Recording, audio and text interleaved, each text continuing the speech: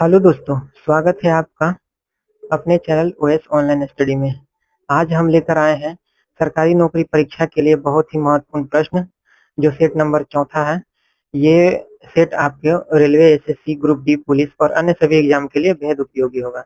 तो चलिए वीडियो शुरू करते हैं। आज का मेरा पहला सवाल है कि चना किस फसल के अंतर्गत आता है। ऑप्शन ए दलहन, बी तिलहन, सी खरीफ फसल, डी रेशेदार फसल। इसका सही जवाब हो जाएगा ऑप्शन ए दलहन।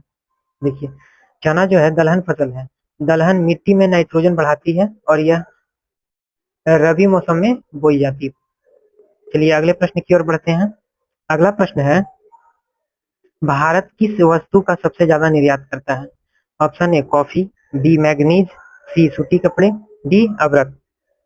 इसका सही जवाब हो जाएगा ऑप्शन सी सूती कपड़े। चलिए देखिए, भारत का सबसे बड़ा उद्योग कपड़ा उद्योग है और सूती कपड़े ही सबसे ज्यादा निर्यात किए जाते हैं। चलिए अगले प्रश्न की ओर बढ़ते हैं। अगला प्रश्न है, यूएनओ की स्थापना कब हुई थी। Option A 1945, option B 1934, option C 1949, option D 1947। इसका सही जवाब हो जाएगा ऑप्शन ए 1945 में। देखिए, यूएनओ यानी संयुक्त राष्ट्र संघ की स्थापना 24 अक्टूबर 1945 को हुई थी और इसका मुख्यालय जो है न्यूयॉर्क में है। चलिए अगले प्रश्न की ओर बढ़ते हैं। अगला प्रश्न है, दादा साहब फाल्के पुरस्कार से सम्मानित प्रथम व्यक्ति कौन थे। Option A Ashok, option B Satyajit Ray, option C Devika Rani, option D Prithviraj Kapoor. तो इसका सही जवाब हो जाएगा ऑप्शन सी देविका रानी। यह पुरस्कार जो है भारतीय सिनेमा का सर्वोच्च सम्मान है और पहली बार 1969 ईस्वी में देविका रानी को दिया गया था। चलिए अगले प्रश्न की ओर बढ़ते हैं। अगला प्रश्न है, सोमनाथ मंदिर को किस मुसलमान आक्रमणकारी ने ध्वंस किया था। Option A Mohammad Ghori, option B Nadir Shah, option C Mahmud Ghaznavi, option D इनमें से कोई नहीं। फटाफट कमेंट करके बताइएगा दोस्तों। अगर वीडियो अच्छा लगे तो लाइक सब्सक्राइब कर लीजिएगा चैनल को और लाइक कर दीजिएगा। तो इसका सही जवाब हो जाएगा ऑप्शन सी महमूद गजनवी। देखिए, महमूद गजनवी जो था, यह गुजरात का प्रसिद्ध सोमनाथ मंदिर जो 1026 ईस्वी में तोड़ा था। चलिए अगले प्रश्न की ओर बढ़ते हैं। अगला प्रश्न है, जिम कार्बेट पार्क कहाँ स्थित है। Option A Uttar Pradesh, option B Madhya Pradesh, option C Uttarakhand, option D Chhattisgarh. तो इसका सही जवाब हो जाएगा ऑप्शन सी उत्तराखंड। देखिए, 1936 ईस्वी में स्थापित जिम कार्बेट राष्ट्रीय उद्यान भारत का पहला राष्ट्रीय उद्यान है और इसका नाम बदलकर अभी रामगंगा नेशनल पार्क रखा गया है। चलिए अगले प्रश्न की ओर बढ़ते हैं। अगला प्रश्न है, भारतीय राष्ट्रीय कांग्रेस की प्रथम महिला अध्यक्ष कौन थी। Option A Sarojini Naidu, B Sucheta Kripalani, option C Annie Besant, option D Vijay Lakshmi Pandit. तो इसका सही जवाब हो जाएगा ऑप्शन सी एनी बेसेंट। देखिए, वर्ष 2017 में एनी बेसेंट कांग्रेस की पहली महिला अध्यक्ष बनी थी। चलिए अगले प्रश्न की ओर बढ़ते हैं। अगला प्रश्न है, माउंट एवरेस्ट पर चढ़ने वाली दूसरी महिला कौन थी। Option A Santosh Yadav, option B Bachendri Pal, option C Junko Tabei, option D इनमें से कोई नहीं। इसका सही जवाब हो जाएगा ऑप्शन ए संतोष यादव। संतोष यादव ने भारत की पर्वतारोही है और उन्होंने एवरेस्ट को 2 बार फतह किया है। चलिए अगले प्रश्न की ओर बढ़ते हैं।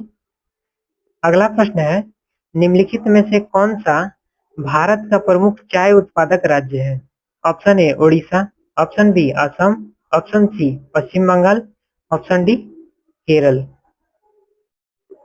इसका सही जवाब हो जाएगा ऑप्शन बी असम। असम जो है भारत का सबसे बड़ा चाय उत्पादक राज्य है। चलिए अगले प्रश्न की ओर बढ़ते हैं। अगला प्रश्न है, मानव अधिकार दिवस कब मनाया जाता है। ऑप्शन ए 1 दिसंबर, ऑप्शन बी 10 दिसंबर, ऑप्शन सी 2 अक्टूबर, ऑप्शन डी 1 अक्टूबर। इसका सही जवाब हो जाएगा ऑप्शन बी 10 दिसंबर। देखिए 1948 में मानव अधिकार घोषणा पत्र अपनाया गया, उसी की याद में यह 10 दिसंबर को हर साल दिवस के रूप में मनाया जाता है। चलिए अगले प्रश्न की ओर बढ़ते हैं।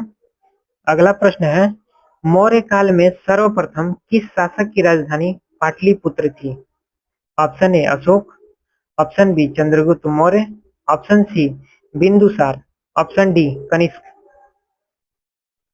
तो इसका सही जवाब हो जाएगा ऑप्शन बी चंद्रगुप्त मौर्य। देखिए चंद्रगुप्त मौर्य जो है मौर्य साम्राज्य की राजधानी पाटलिपुत्रा सबसे पहले चंद्रगुप्त मौर्य ने ही स्थापित किया था। चलिए अगले प्रश्न की ओर बढ़ते हैं। अगला प्रश्न है, निम्नलिखित में से कौन सीमांत गांधी के नाम से जाना जाता है? Option A Khan Abdul Ghaffar Khan, option B Gopal Krishna Gokhale, option C Mahatma Gandhi, option D Bal Gangadhar Tilak. तो इसका सही जवाब हो जाएगा ऑप्शन ए खान अब्दुल गफ्फार खान। इन्हें सरहिंद गांधी भी कहा जाता है और यह स्वतंत्रता संग्राम के महान नेता भी थे। चलिए अगले प्रश्न की ओर बढ़ते हैं। अगला प्रश्न है, एपीजे अब्दुल कलाम सर्वाधिक किस क्षेत्र के लिए प्रसिद्ध है? ऑप्शन ए विज्ञान, ऑप्शन बी राजनीति, option C film, option D वातावरण। तो इसका सही जवाब हो जाएगा ऑप्शन ए विज्ञान के क्षेत्र में। देखिए इन्हें मिसाइल मैन ऑफ इंडिया कहा जाता है और ये भारत के 11वें नंबर के राष्ट्रपति भी रह चुके हैं। चलिए अगले प्रश्न की ओर बढ़ते हैं। अगला प्रश्न है, परमाणु परीक्षण अधिकांशतः किस स्थान पर किया जाता है? Option A Pokhran, option B Chandrapur, option C Lodipur, option D Karnal. इसका सही जवाब हो जाएगा ऑप्शन ए पोखरण। देखिए राजस्थान का पोखरण भारत का परमाणु परीक्षण स्थल है। यहाँ 1974 और 1998 में 2 बार परीक्षण किया गया है। चलिए अगले प्रश्न की ओर बढ़ते हैं। अगला प्रश्न है, गीत गोविंद के रचयिता कौन है? Option A Buddhadev, option B Jayadev, option C Bhattacharya, option D Bhatnagar. इसका सही जवाब हो जाएगा ऑप्शन बी जयदेव। अगला प्रश्न है, गौतम बुद्ध के पिता का नाम क्या था? Option A Shatrughna, B Duryodhana, C Kapil, D इनमें से कोई नहीं। तो इसका सही जवाब हो जाएगा ऑप्शन ए शत्रुघ्न। चलिए अगले प्रश्न की ओर बढ़ते हैं। अगला प्रश्न है, राष्ट्रीय युवा दिवस कब मनाया जाता है? ऑप्शन ए 12 जनवरी, ऑप्शन बी 15 जनवरी, ऑप्शन सी 14 नवंबर, ऑप्शन डी 31 अक्टूबर। चलिए इसका सही जवाब हो जाएगा ऑप्शन ए 12 जनवरी। देखिए स्वामी विवेकानंद की जयंती 12 जनवरी को मनाई जाती है और इसी दिन युवा दिवस भी मनाया जाता है। चलिए अगले प्रश्न की ओर बढ़ते हैं। अगला प्रश्न है, ब्रिटिश द्वारा भारत में सर्वप्रथम बंदरगाह कहाँ स्थापित किया गया था? Option A Bombay, option B Chennai, option C Calcutta, option D सूरत।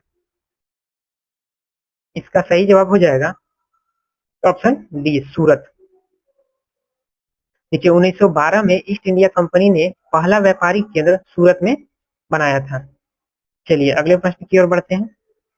अगला प्रश्न है, नेशनल डिफेंस अकादमी कहाँ स्थित है? Option A Khadakwasla, option B Chennai, option C Kirkee, option D Dehradun. इसका सही जवाब हो जाएगा ऑप्शन ए खड़गवासला, जो कि पुणे महाराष्ट्र में पड़ता है। यहाँ पर एनडीए जिसे एनडीए नेशनल डिफेंस अकादमी थल, जल और वायु सेना के कैंडिडेट्स की संयुक्त परीक्षण अकादमी भी है। चलिए अगले प्रश्न की ओर बढ़ते हैं। अगला प्रश्न है, निम्नलिखित में से किसे विश्व का अपरिवर्तनीय शहर कहते हैं? Option A Rome, B Cairo, C Berlin, D Athens. इसका सही जवाब हो जाएगा ऑप्शन ए रोम। इटली की राजधानी रोम को इटर्नल सिटी भी कहा जाता है। चलिए अगले प्रश्न की ओर बढ़ते हैं। अगला प्रश्न है, भारत का सर्वाधिक साक्षर राज्य कौन सा है? Option A Kerala, option B Tamil Nadu, option C Haryana, option D Delhi. इसका सही जवाब हो जाएगा ऑप्शन ए केरल। देखिए यहाँ की साक्षरता दर लगभग 96% है, जो पूरे भारत में सबसे अधिक है। चलिए अगले प्रश्न की ओर बढ़ते हैं। अगला प्रश्न है, भारत का सबसे लंबा बांध कौन सा है? ऑप्शन ए भाखड़ा नांगल बांध, ऑप्शन बी हीराकुंड बांध, ऑप्शन सी कोसी बांध, ऑप्शन डी दामोदर घाटी बांध। इसका सही जवाब हो जाएगा ऑप्शन बी हीराकुंड बांध। देखिए हीराकुंड बांध जो है उड़ीसा में महानदी पर बना हुआ भारत का सबसे लंबा बांध है। चलिए अगले प्रश्न पर बढ़ते हैं। अगला प्रश्न है, जूनो कहाँ की राजधानी है? Option A Nehru, option B Palau, option C Alaska, option D Norway. इसका सही जवाब हो जाएगा ऑप्शन ए नेहरू।